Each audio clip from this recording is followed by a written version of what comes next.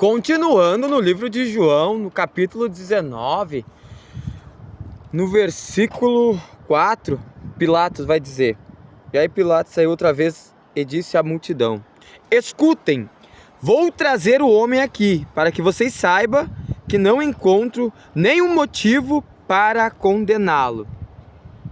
Pilatos conversou com Jesus, interrogou Jesus e notou que Jesus não tinha nenhuma condenação nele, para que viesse sofrer o que sofreu, para que viesse ser condenado à morte, à crucificação. E ele leva eles à multidão. E quando chega ao chefe do sacerdote, aí começam eles a gritar com Pilatos: crucifica, crucifica.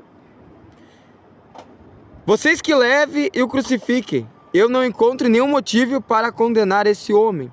Ele repetiu 2 vezes.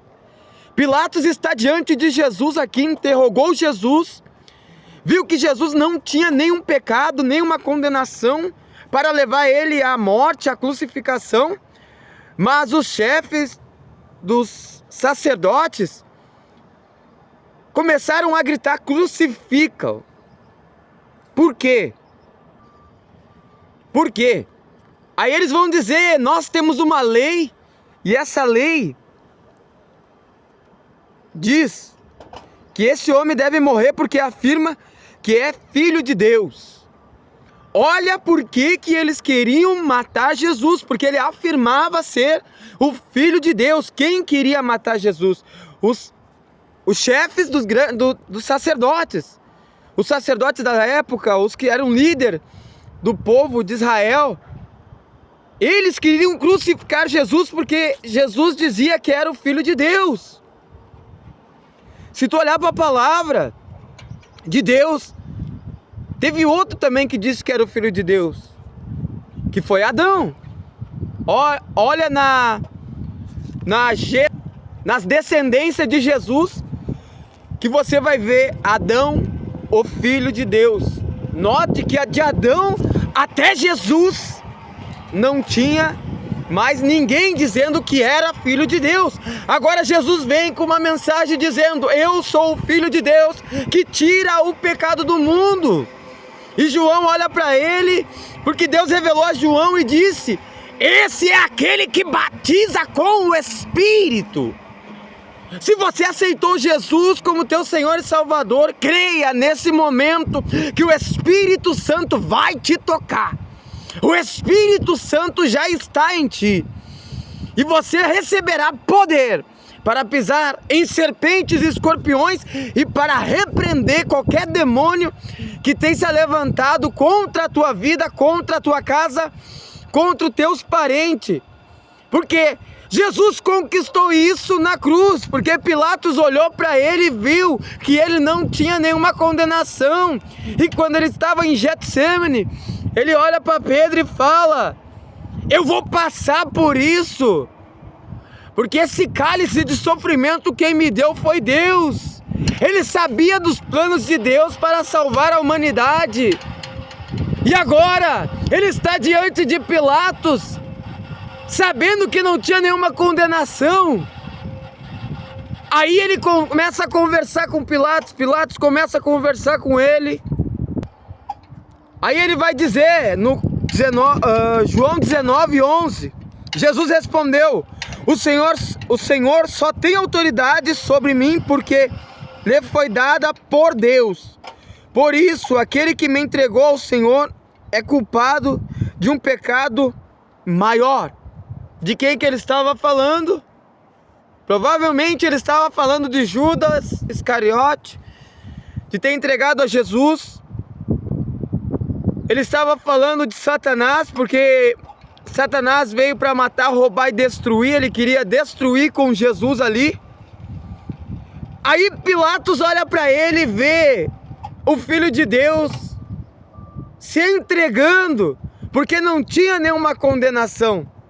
Aí Pilatos vai dizer: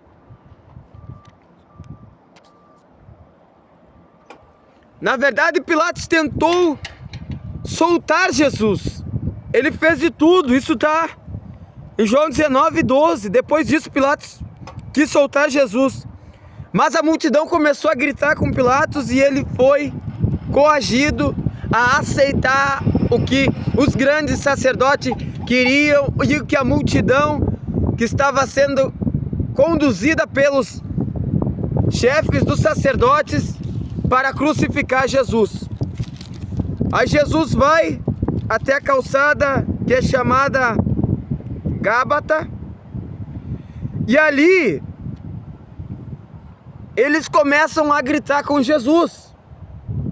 Foi um dia terrível, foi um dia onde o dia virou em trevas, aonde as pessoas não sabiam o que estavam falando, pois estava um homem que não tinha pecado, que se chamava Jesus, diante de uma multidão, se entregando, porque ele sabia dos planos de Deus para a sociedade, para a humanidade. E nós estamos falando da crucificação de Jesus, para que você pudesse acessar a Deus agora. Jesus tinha que passar por isso.